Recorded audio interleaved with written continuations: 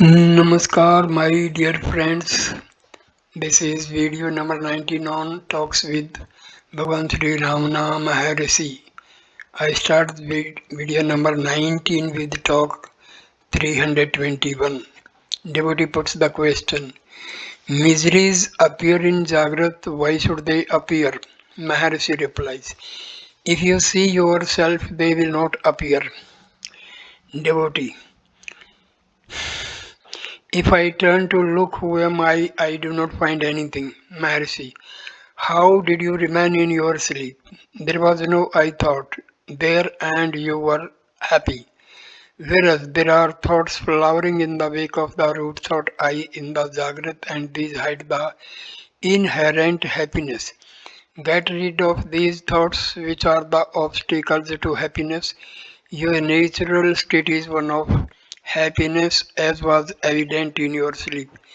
Devotee: I do not know anything of my sleep experience, Maharishi, but you know that it was happiness. Otherwise, you would not be saying I slept happily. When there is no thought, no I, and nothing in fact except yourself, you are happy.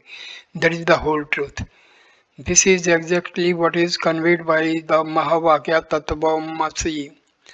You are that. Find yourself and then that is known. Devotee: How is that Brahma? Maharishi: Why do you want to know of Brahma apart from yourself? The scripture says you are that. The self is intimate to you and you cannot indeed be without the self. Realize it. That is the realization of Brahma also. Devotee: But I am unable to do it. I am too weak to realize myself. Mercy: In that case,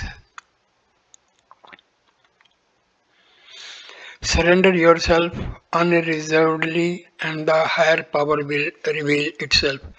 Devotee: What is unconditional surrender? Maharishi: If one surrenders oneself, there will be no one to ask questions or to be thought of. Either the thoughts are eliminated by holding on to the root thought I, or one surrenders oneself unconditionally to the higher power. These are the only two ways for realization. Talk number 322.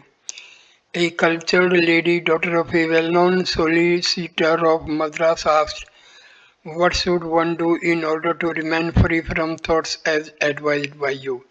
Is it only the enquiry, who am I? Mercy: Only to remain still, do it and see.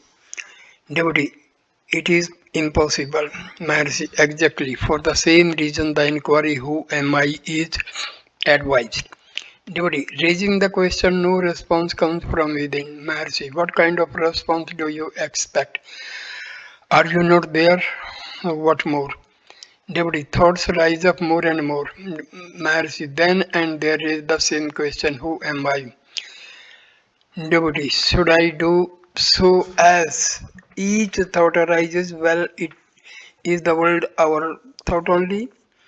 Mercy: Leave this question to the world. Let it ask, How did I come into being?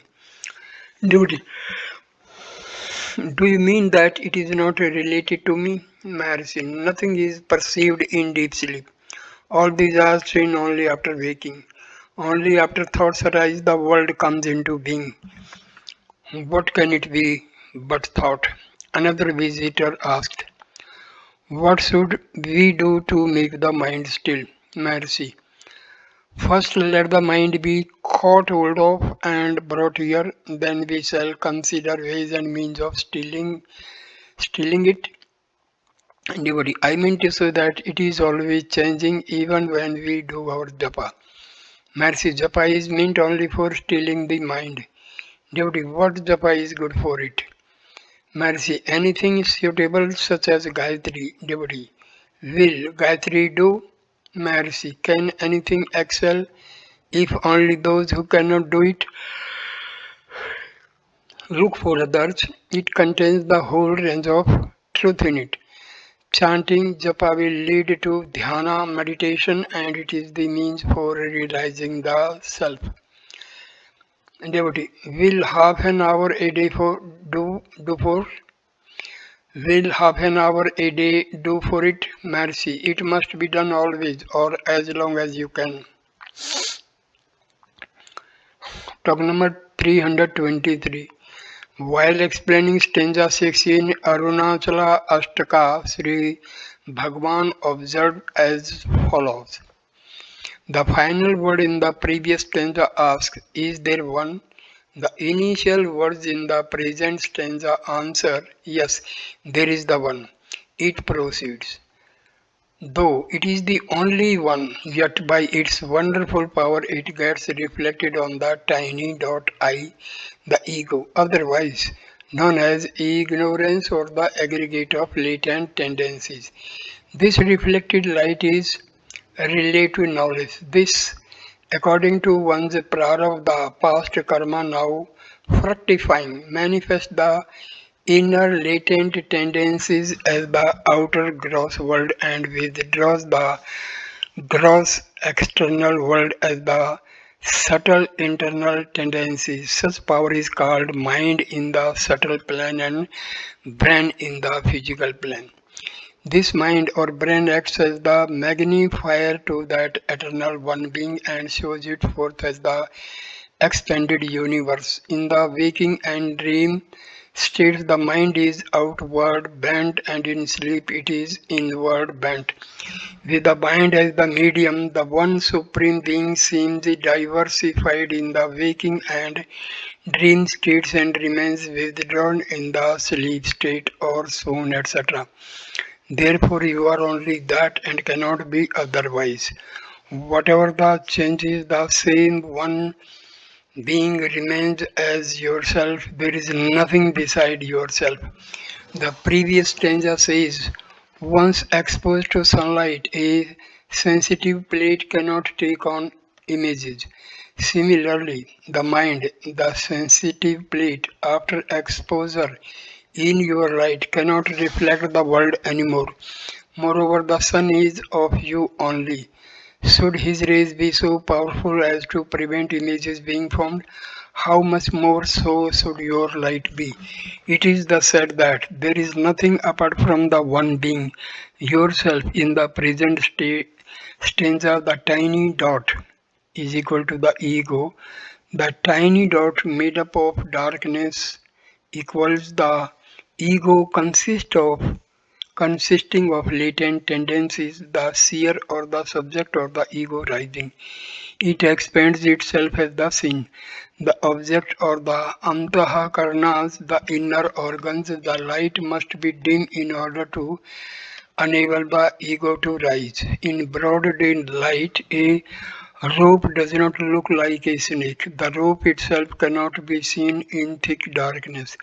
So there is no chance of mistaking it for a snake. Only in dim light, in the dusk, in light darkened by shadows, or in darkness lighted by dim light, does the mistake occur of a rope seeming a snake. Similarly, it is for the pure radiant being to rise up the ego. It is possible only in its light diffused through darkness. This darkness is otherwise known as the original ignorance, original sin. The light passing through it is called reflected light. The reflected light on its own merits is commonly known as the pure mind or Isvara or God. Isvara is well known to be unified with Maya. In other words, the reflected light is Isvara. The other name pure mind implies impure mind also. It is the rajasic or active mind or the ego. This too can be projected from the former sattvic mind through another reflection only. Thus the ego is the product of the second darkness, avidya. Then comes the tamasic or the dull mind in the shape of Antahakaranas, the inner organs, disappear as the world. From the standpoint of the gross body, it may be said to shine forth externally as the world by means of the brain. But the gross body is of the mind only. The mind may be said to consist of four inner organs or the principle composed of thoughts or the sixth sense or combining intellect with the ego and chitta with the mind, that is memory faculty with the thinking faculty. It must be taken to consist of two parts, the ego and the mind. In the latter case, the Vijnanatma, the intellect self or the ego or the seer, form the subject and the mental sheath or the scene, the object.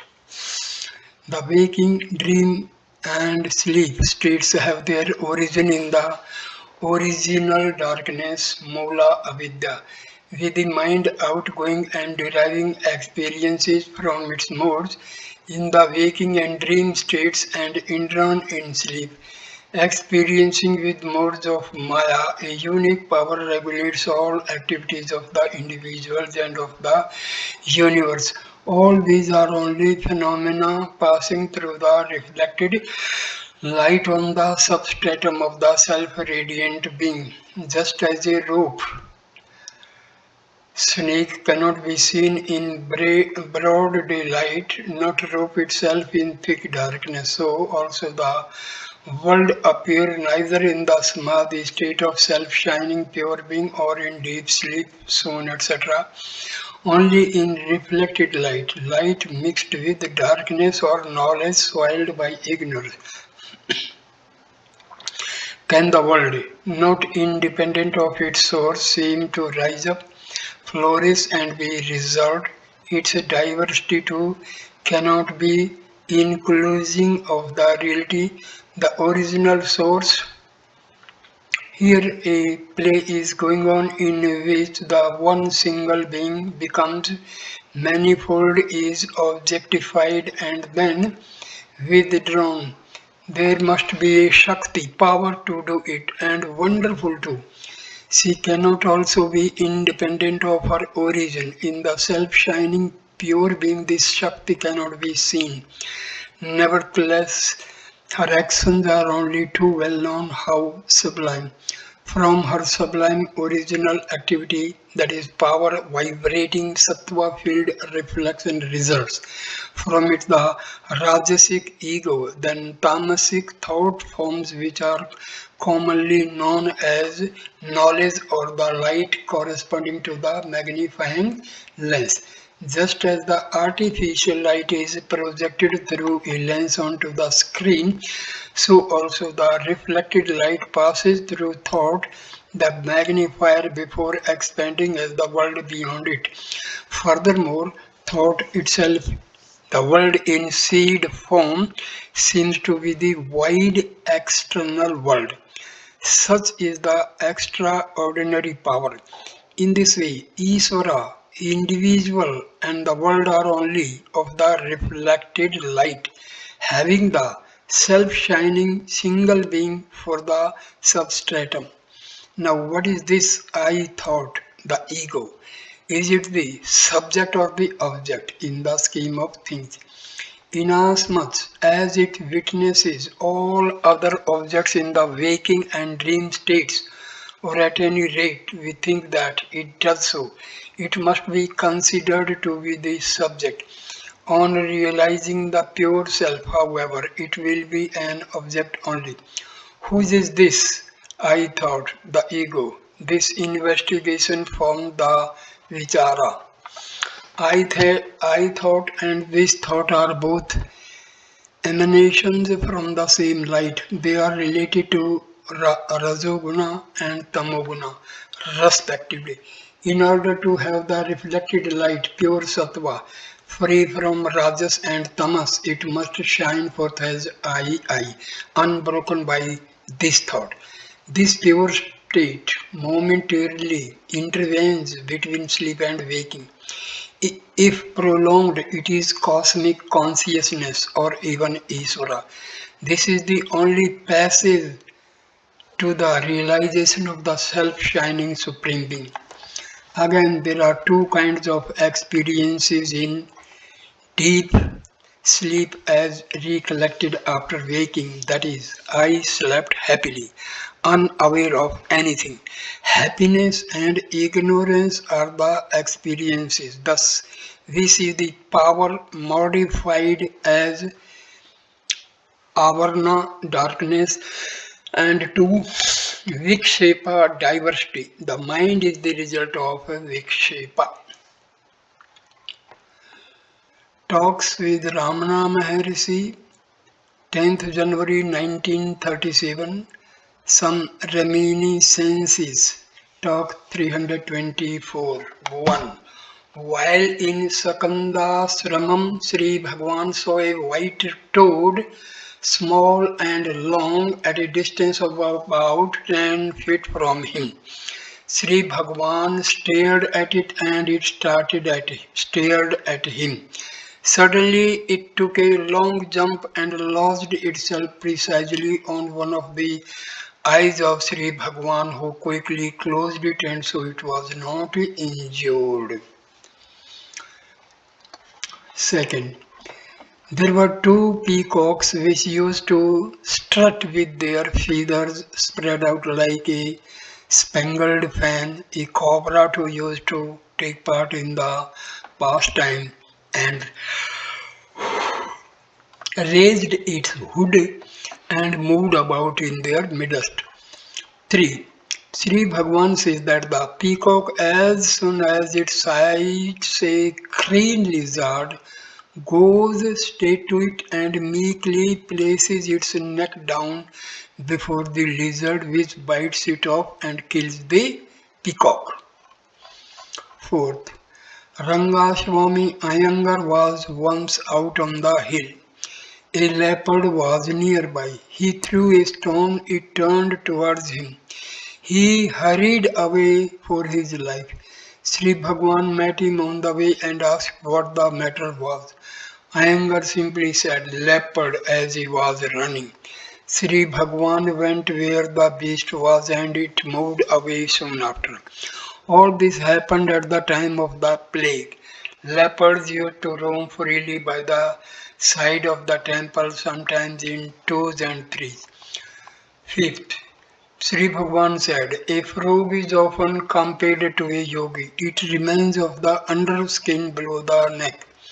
Again, frogs can remain for extraordinary long periods with their animation suspended.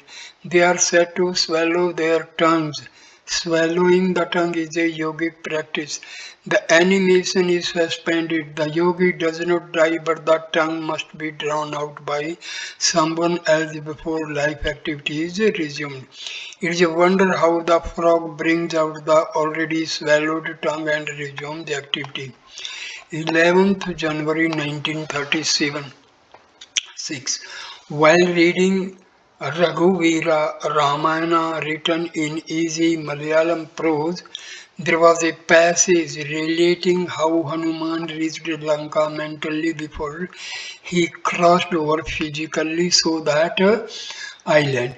Sri Bhagavan emphasized the point that the mental approach accomplishes the purpose earlier than physical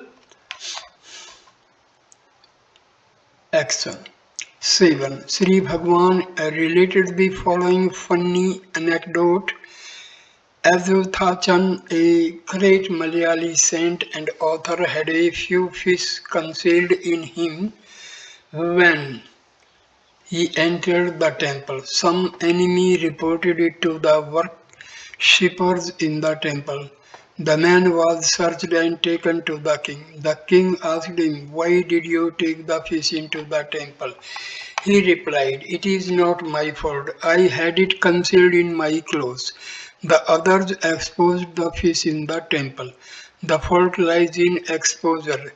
Excreta within the body are not considered filthy, but when excreted, they are considered filthy. So also with this. 12th January 1937, talk number 325.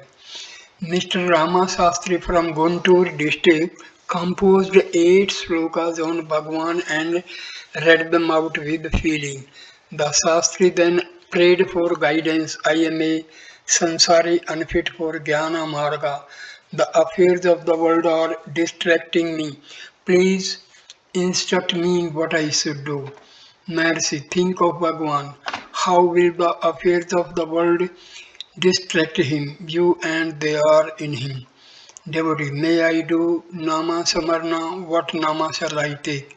Mercy, you are Rama Sastri. Make that name significant. Be one with Rama.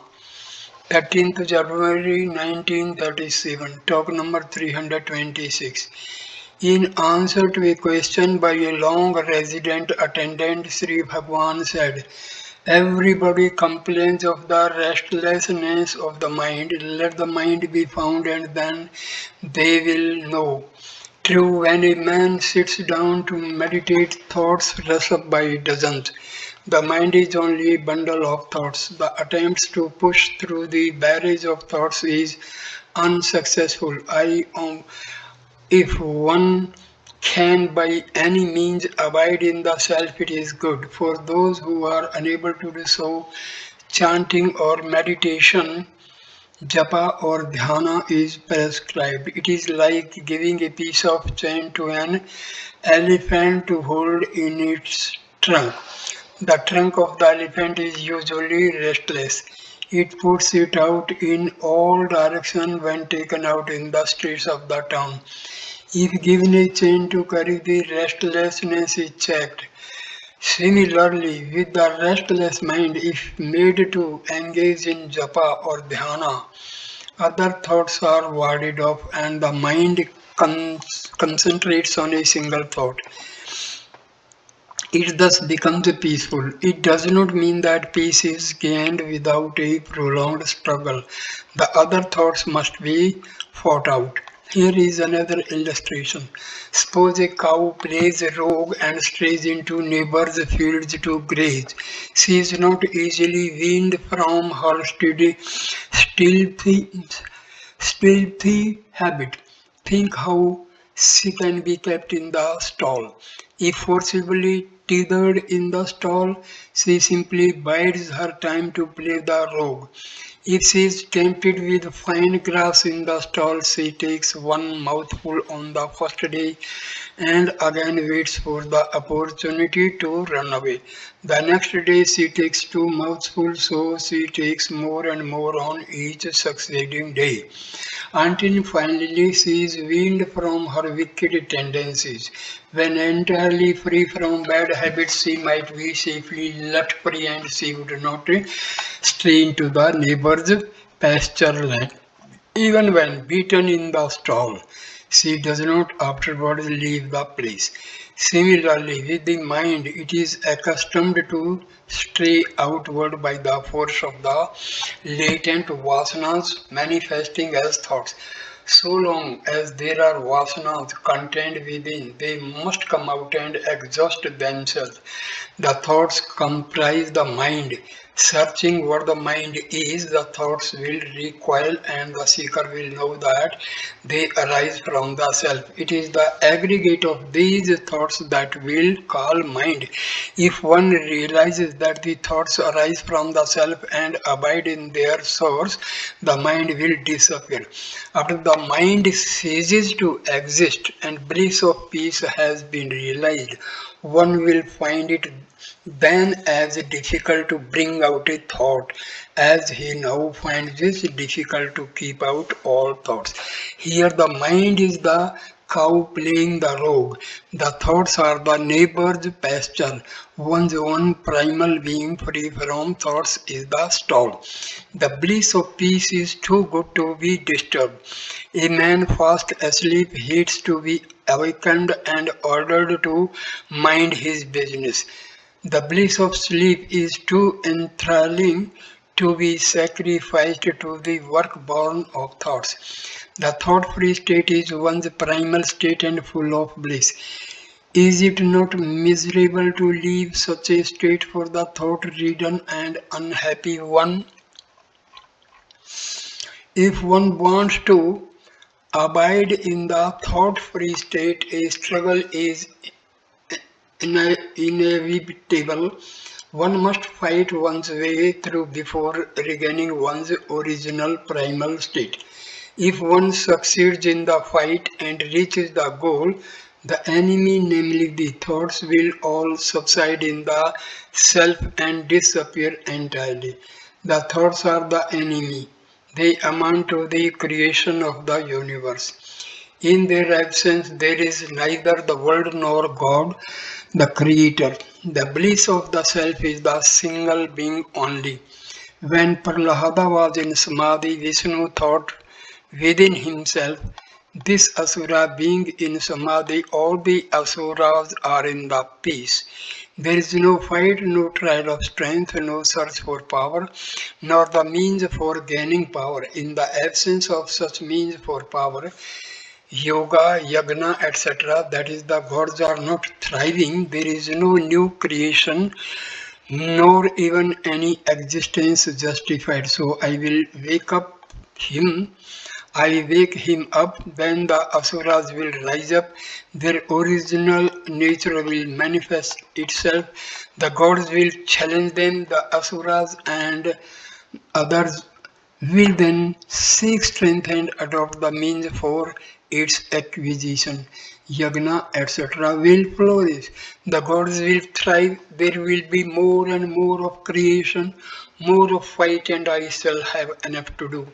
So Vishnu awakened Prahlada, blessing him with eternal life and Jivan Mukti. Deva Asura fight was resumed and the old order of things was restored so that the universe continues in its eternal nature. Devotee, how could God himself wake up the Asura element and bring about constant warfare? Is it not pure goodness, the nature of God? Mercy, goodness is only relative. Good always implies bad also. They always coexist. The one is the observer of the other. Talk 327. The audience in the hall were very attentively listening. One of them, a sincere devotee of Sri Bhagavan, was so impressed by it that he soon lost himself. He later described his experience as follows. I was long wondering where the current starts, within the body or elsewhere. Suddenly my body grew tenuous until it disappeared. The enquiry, who am I, went on very clearly and forcibly. The sound of I alone persisted. There was one vast expanse and nothing more. There was a hazy perception of the occurrences in the hall. I knew that people stood up to salute at the end of a Vedic chant. I wanted to stand. The thought soon deserted me. I was again lost in the one expanse. The experience continued until I heard the voice of Sri Bhagavan. That made me collect myself. Then I stood up and saluted. A strange feeling continued for more than half an hour. I cannot forget it, it is still haunting me. Sri Bhagavan listened to his words and was silent for 4 minutes. A few observations fell from his lips. One may seem to go out of the body, but the body itself is not more than our thought. There can be no body in the absence of thought, no outgoing or incoming in absence of body. However, owing to habit, the feeling of going out arises. A particle of hail falling on the surface of the sea melts away and becomes water, wave, fruit, etc. in the sea. Similarly, the subtle intellect rises up as the tiny dot ego from the heart and bulging out finally enters into and becomes one with the heart. Though milk remains as wide as the sea, can you drink it with a mouth as wide as the sea? You can suck it only through the tiny capillaries of the paps. Namavalar, the Western White Saints, has said, only myself is you. What does it mean? Before I realized myself, I was wandering, looking out for you. Having now realized myself, I see that you are myself. How will you, having now realized myself, I see that you are myself. How will this fit in with qualified monism? It must be explained thus. Pervading myself, you remain as the antaryami, immanent being. Thus I am a part of your body and you are the owner of body.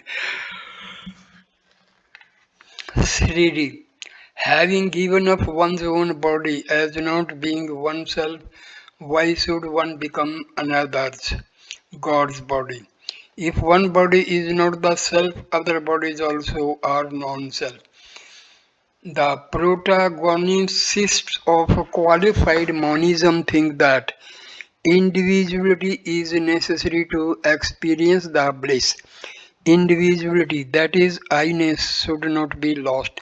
Ah, the self is not the body, but yourself becomes the body of God. Is it not absurd?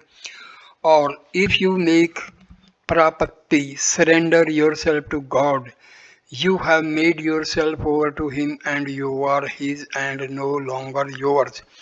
If He is in need of a body, let Him look out for Himself. You need not say He is the owner of a body. Talk number 328. A European gentleman began in this is 17th January 1937, talk number 328. A European gentleman began in measured tones and spoke clearly and slowly. Why should individuals remain caught up in the affairs of this world and reap troubles as a result?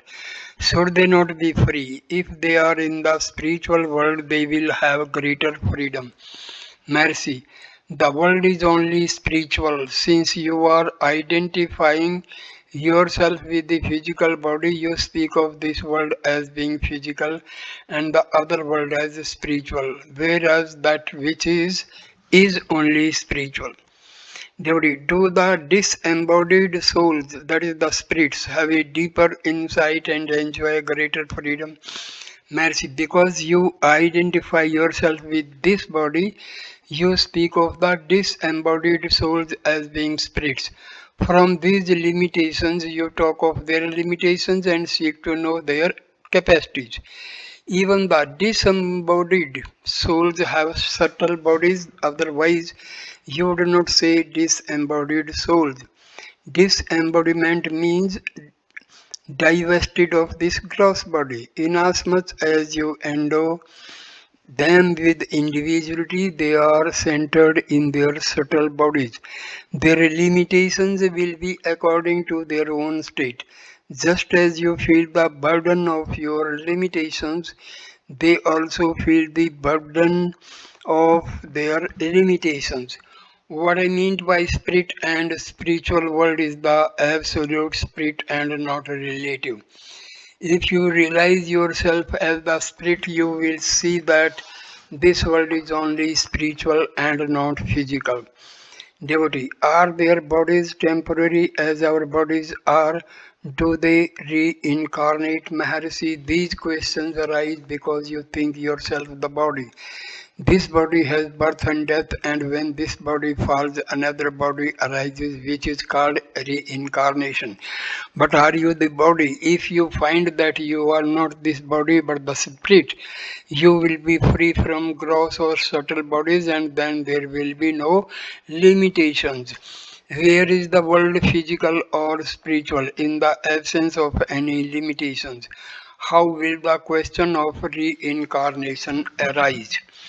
Again, consider it from another point of view. You create a dream body for yourself in the dream and act with that dream body. The same is falsified in the waking state. At present, you think that you are this body and not the dream body. In your dream, this body is falsified by dream body. So that you see neither of these bodies is real, because each of them is true for a time and false at other times. That which is real must be real forever. But you say I. This I consciousness is present all through the three states. There is no change in it. That is alone real. The three states are false. They are only for the mind. It is the mind which obstructs your vision of your true nature. Your true nature is that of infinite spirit. That was the case in your sleep. You note the limitations in the other two states. What is the difference due to there was no mind in sleep, but it exists in the dream and the waking states. The feeling of limitation is the work of the mind. What is mind? Find it. If you search for it, it will vanish by itself, for it has no real existence. It is comprised of thoughts. It disappears with the cessation of thoughts. Devotee, do I remain then? Mercy, what is your experience in sleep? There were no thoughts, no mind, and yet you remained then. Devotee, when I try to meditate, I am unable to do so because my mind wanders. What should I do? Mercy, your question furnishes the answer. First, with regard to the first part of the question, you say you concentrate but do not succeed. You means the self. On what do you concentrate? Where do you feel?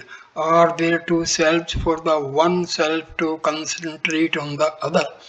Which is the self now complaining of failure? There cannot be two selves. There is only one self. That need not concentrate, you ask. But then why is there no happiness? What is that prevents you from remaining as the spirit which you are in sleep? You yourself admit that it is the wandering mind. Find out the mind. If its wandering stops, it will be found to be the self, you, I. Consciousness, which is spirit eternal, it is beyond knowledge and ignorance. Devotee, I am hard worked and find little time to practice concentration. Are there any aids for it? Is control of breath a good aid? Maharshi, prana and mind arise from the same source. The source can be reached by holding the breath or tracing the mind. If you cannot do the latter, the former will no doubt be helpful. Regulation of breath is gained by watching its movement. If the mind is watched, thought says, peace results, and it is your true nature. King Janaka said, I have now found the robber, namely the mind, who has been robbing me of my I-ness. I will instantly kill this thief. The perturbation owing to thoughts appears to rob the self of its peace. The perturbation is the mind. When that seizes the mind is said to take flight, the self remains as the undisturbed substratum. Another person interposed, the mind must kill the mind. Mercy, yes, if there be the mind, a search for it discloses its non-existence. How can anything that does not exist be killed? Devotee, is not mental japa better than oral japa? Mercy, oral japa consists of sounds. The sounds arise from the thoughts. For one must think before one expresses the thoughts in words. The thoughts form the mind. Therefore, mental japa is better than oral japa. Devotee, should we not contemplate the japa and repeat it orally also? Mercy, when the japa becomes mental, where is the need for sounds thereof? Japa becoming mental becomes contemplation, dhyana, contemplation, and mental japa are the same. When thoughts cease to be promiscuous and one thought persist to the exclusion of all others. It is said to be contemplation. The object of japa or dhyana is the exclusion of several thoughts and confining oneself to one single thought. Then that thought to vanishes into its source, absolute consciousness, that is the self. The mind engages in japa and then sinks into its own source. Devotee, the mind is said to be from the brain. Maharshi, where is the brain? It is in the body. I say that the body itself is a projection of the mind. You speak of the brain when you think of the body. It is the mind which creates the body, the brain in it, and also ascertains that the brain is its seat. Devotee. Sri Bhagavan has said in one of the works that the japa must be traced to its source. Is it not the mind that is meant? Maharishi, all these are only the workings of the mind. Japa helps to fix the mind to a single thought. All other thoughts are first subordinated until they disappear. When it becomes mental, it is called dhyana. Dhyana is your true nature. It is, however, called dhyana because it is made with effort. Effort is necessary so long as thoughts are promiscuous. Because you are with other thoughts, you call the continuity of a single thought meditation or dhyana. If that dhyana becomes effortless, it will be found to be your real nature. Talk number 329. In the morning, Sri Bhagavan read out a short passage from Saint Estella in the Tamil Ramakrishna Vision. Its purport is your enemies are lust, passion, etc. If you feel injured, turn within and find out the cause of the injury. It is not external to you. The external causes are mere superimpositions. If you cannot injure yourself, will the all merciful God injure you in any manner? Sri Bhagwan further said that Saint Estella was a good saint whose teachings were quite sound. Talk number 330. Sri Bhagwan, being asthmatic, is hoarse in throat. Oranges were brought as offerings. Pieces were distributed as usual. Sri Bhagwan was clearing his throat and was obliged to spit out the orange in his mouth. He said that he had to spit it out. A gentleman said, probably it does not suit Sri Bhagwan's health.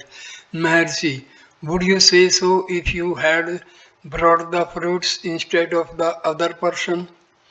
18th January 1937, talk number 331. Mrs. Ruma Jennings, an American lady of the International Peace League, asked Sri Bhagwan about the spread of peace in the world. Sri Bhagwan replied that if one gains the peace of the self, it will spread itself without any effort on the part of the individual.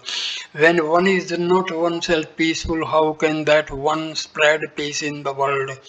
The lady asked if it was not true that the East has a scientific approach to the realization of the self.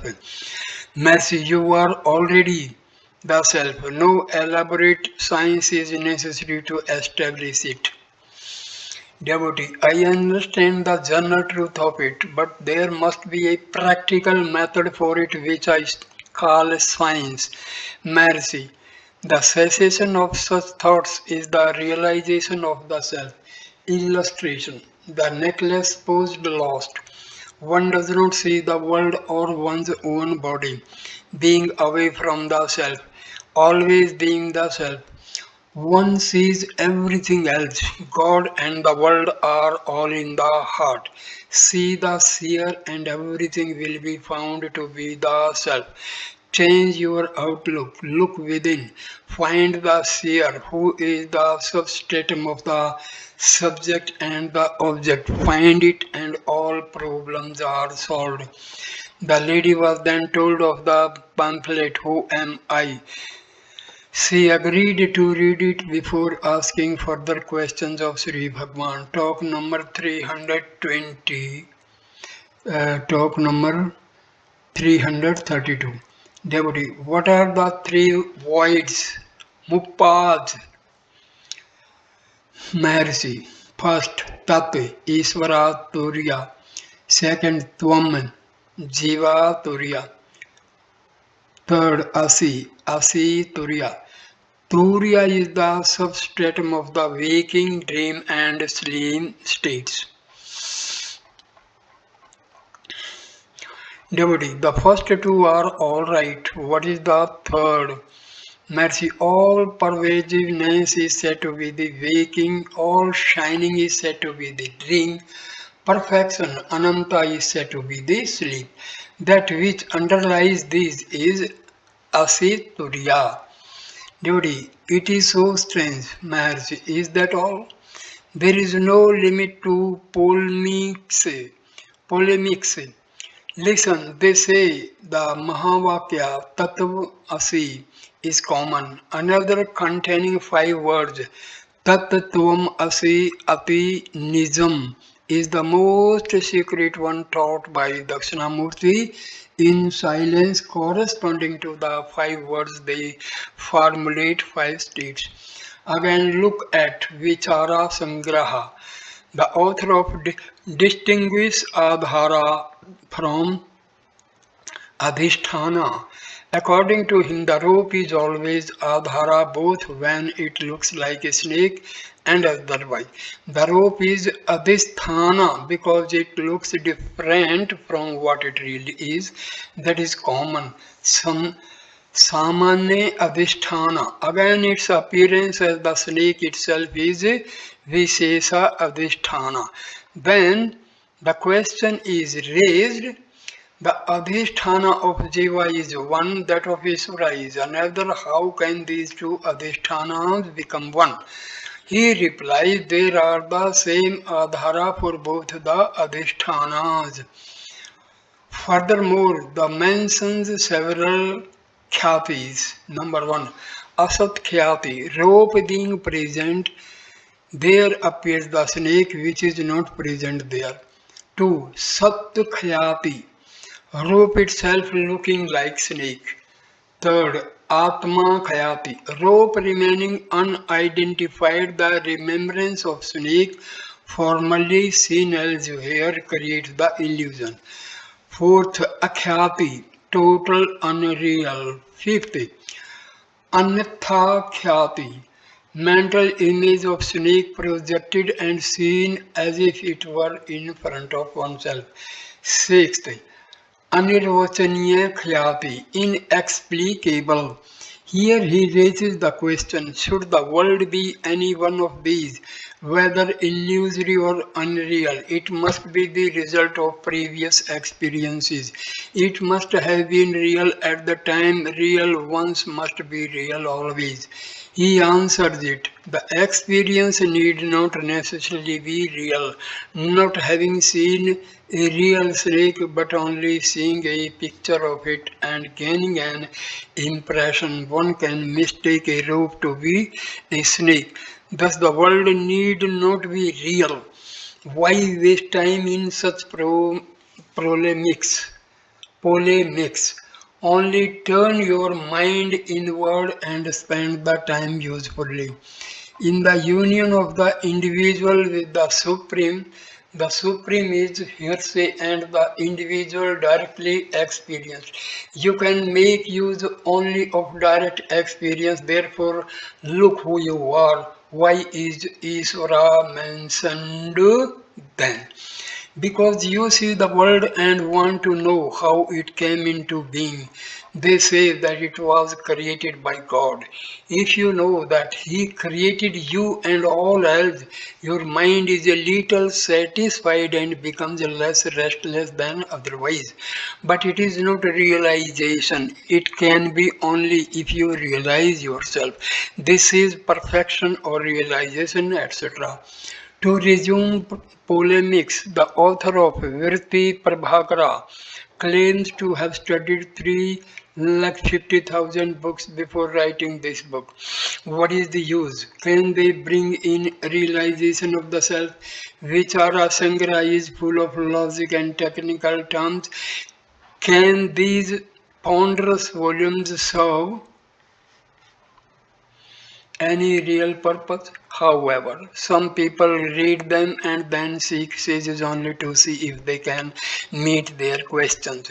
To read them, to discover new doubts and to solve them is a source of pleasure to them. Knowing it to be sheer waste, the way sages do not encourage such people. Encourage them once and there will be no end. Once the enquiry into the self can be of use. Those familiar with logic, Virti, Bhakara, Vichara, Sangraha or Sutra, Bhasha or similar large works cannot rally small works like Truth Revealed dealing only with the self and that pointedly to because they have accumulated vasanas. Only those whose minds are less muddy or are pure can relish small and purposeful works. Talk number 333. Pratyabhija equals prapti plus abhija. Abhijna. Abhigyana is direct perception. Prati is to be reminded of what was already known. This is an elephant direct perception. This is that elephant is Pratyabhijna. In technical works, Pratyabhijna is used for realizing the ever-present reality and recognizing it.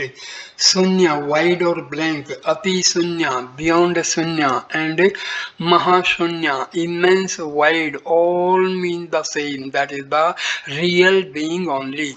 20th January 1937, talk number 234. Sri Bhagavan said that he felt no sensation in his legs though they were massaged. If they serve the purpose of walking, what does it matter if sensation is lost? He asked. Then in the course of conversation, he related that a ray of light has been found which, when projected, does not reveal the operator but enables him to witness the scene. So it is with Siddhas. They are only pure light and can see others, whereas they cannot be seen by others. For example, Prabhulinga, while touring in the north, came across Gorakhnath. The latter displayed his yogic powers. For example, when his arm was cut by a sword, the sword was blunted without inflicting injury on him. This is making the body proof against injury. Kaya Siddhi. Prabhulinga offered himself to be cut. When the sword was thrust, it passed through and through his body as if it was air, and there was no injury on the body. Gorakh was astonished and offered himself as the disciple of Prabhulinga. Again, there was a dialogue between Shiva and Parvati in Kailash. Shiva said that Alamma was one who would not be affected by her blandishments. Parvati wanted to try it and so sent her tamasic quality to incarnate as a king's daughter on the earth in order that she might entice Alamma. She grew up as a highly accomplished girl. She used to sing in the temple. Alamma used to go there and play on the drum. She lost herself in the play of the drum. She fell in love with him. They met in her bedroom. When she embraced him, he became intangible. She grew lovesick, but a celestial damsel was sent to remind her of her purpose on the earth. She resolved to overthrow Alma but did not succeed. Finally, she went up to Kailas. Then Parvati sent her Sattvic quality, who was born as a Brahman sannyasini. When she surrendered to Alamma, she realized his true greatness. Sri Bhagavan spoke very appreciatively of Nana, that is, Kaya Kantha Ganpati Muni for about an hour. How he wrote Uma Sahasranama and Hara Sahasram. How he taught his student, how he engaged in dispute with Bhatta Sri Narayana Sastri, how meek and humble he was, those who learned and capable, etc. Sri Bhagavan related how Nakirar, a Sangha Pulwar poet, faced the wrath of Shiva on questioning some composition of Shiva in Tamil, how he was taken captive by a spirit and afterwards released. Nakirar was doing tapas on the bank of Tirtha. A leaf fell down from a tree. Half the leaf touched the water and the other half was on the ground. Suddenly the water leaf became a fish and the land half became a bird. Each of them was united to the other by the leaf and struggled to go into its own element. Nakirar was watching it in wonder and suddenly a spirit came down from the above and carried him away to a cave where were already 999 captives, all of whom were Tapobhrashta, those who had fallen away from their austerities. Devotee, was Nakirar a Tapobhrashta? Maharishi, yes. While engaged in contemplation, why did he fall away from contemplation and take to watching the mysterious happening in front of him? He continued to say how Nakirar composed Tirumruhu Trupidai and obtained the release of all the 1,000 prisoners. 21st January 1937, talk number 335. Devotee, how will the sexual impulse cease to be? Mercy, when differentiation ceases. Devotee, how can it be affected? Maharishi, the other sex and its relation are only mental concepts. The Upanishad says that all are dear because the self is beyond of all. One's happiness is within. The love is of the self only. It is only within. Do not think it to be without. Then differentiation ceases to operate. 22nd January 1937, talk number 336.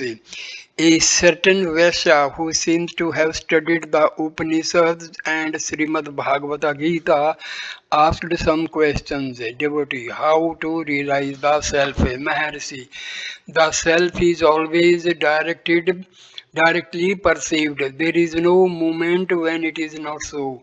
How then is to be ascertained? Find out the self, you are that. Devotee, but it is said the heart knots are cut away and all doubts, and when the Supreme is found, the word drishti is used. Maharishi, To be the self is the same as seeing the self. There are no two selves for the one to see the other. Later he continued the same question of investigation of the self. Devotee, how to realize the self? Mercy, it is already realized. One should know this simple fact, that's all. Devotee, but I do not know it. How shall I know it? Mercy, do you deny your existence? Devotee, no, how can that be done? Mercy, then the truth is admitted.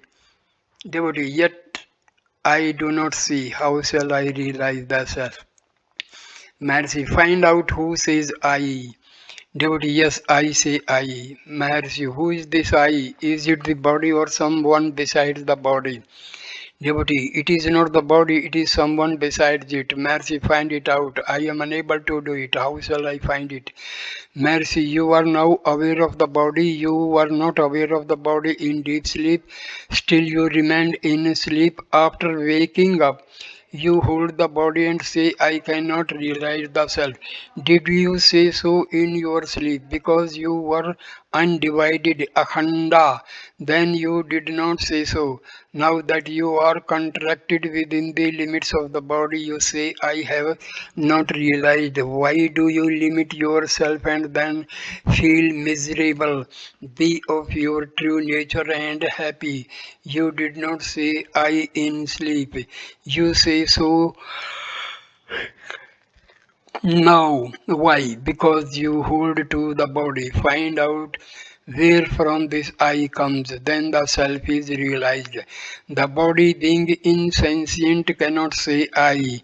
The self being infinite cannot say I either. Who then says I? Devotee, I do not yet understand how to find the I. Mercy, find out where from this I arises. Then this I will disappear and the infinite self will remain. This I is only the note between the sentient and the insentient. The body is not I, the self is not I. Who then is the I? Where from does it arise? Devotee, where from does it arise? Mercy, find out. Devotee, I do not know. Please enlighten me. Mercy, it is not from without, it is from within. Where does it come from? If elsewhere you can be led there, being within you must find it out yourself. Devotee, from the head. Mercy, does the concept of a head arise after the eye or does I arise from the head? If I be in the head, why do you bend it when sleep overpowers you? I is ever constant, so also must its seat be. If the head bends at one time and is erect another, how can it be the seat of I? Your head is laid flat in sleep. When awake it is raised up. Can it be the I? Devotee, which is it then? Mercy, I comes from within. When asleep there is no I. Just before waking there is I thought. Devotee, the heart note is said to be between the eyebrows. Mercies, some say between the eyebrows, others at the coccyx, and so on. All these are from the standpoint of the body. The body comes after the I thought. Devotee, but I cannot divest myself of the body. Mercy, so you admit that you are not the body. Devotee, if there is pain in the body, I feel it, but not if another body is injured. I cannot get over this body. Mercy. This identity is the cause of such feeling. That is the Hridaya Granthi, heart knot. Devotee, how is this not to go? Maharshi, for whom is the knot? Why do you want it to go? Does it ask or do you ask? Devotee, I cannot ask, I am asking. Mercy, who is that I? If that is found, the knot will not remain. Devotee, the knot is concomitant with the body. The body is due Due to birth, how is rebirth to cease? Maharshi, who is born? Is the self born or is it the body? Devotee, it is the body. Maharshi, then let the body ask how its rebirth may cease. Devotee, it will not ask, so I am asking. Maharshi, whose is the body? You were without it in your deep sleep. After the I thought arose, the body arose. The first birth is that of I thought.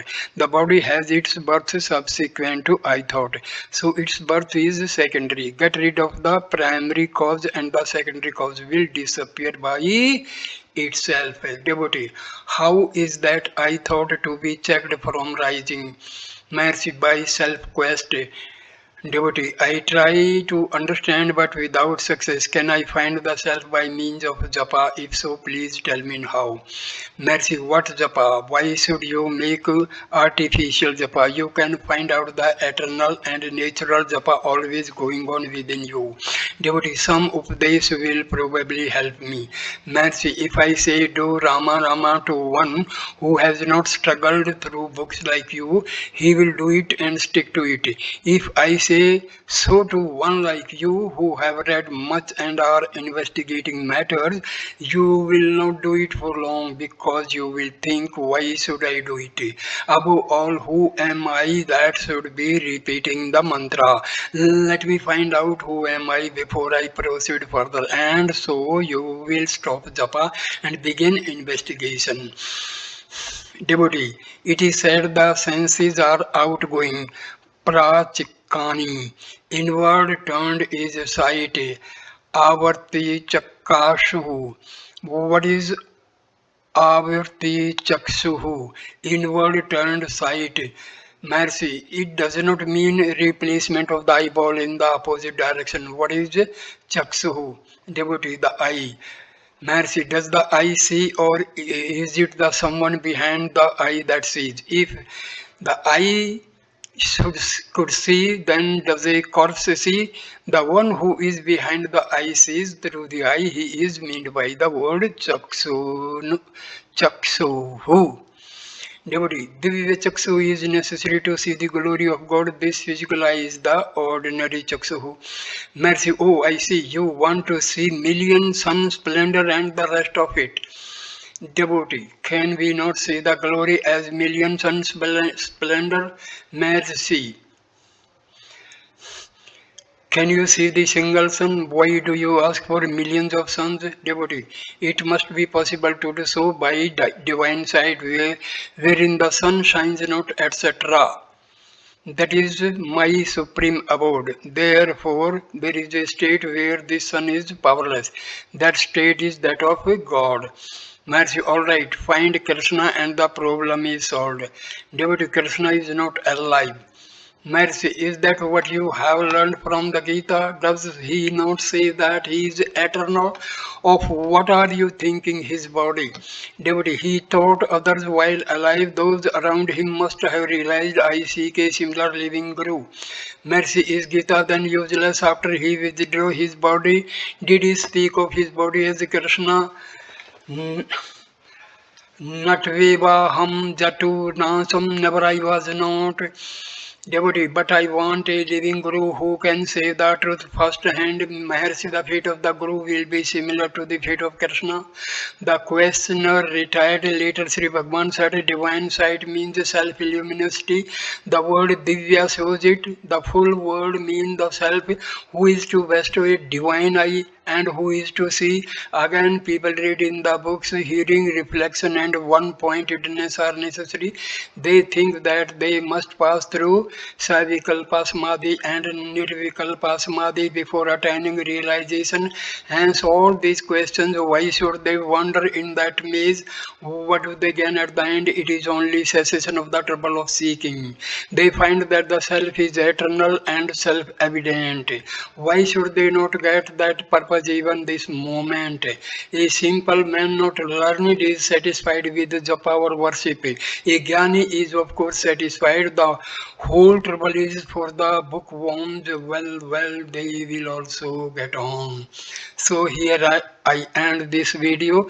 Next video number 20 will start with talk number 300. 37. Namaskar my dear friend, please like, comment and share the video and subscribe the channel. Namaskar मेरे प्यारे दोस्तों, my dear friends, namaskar.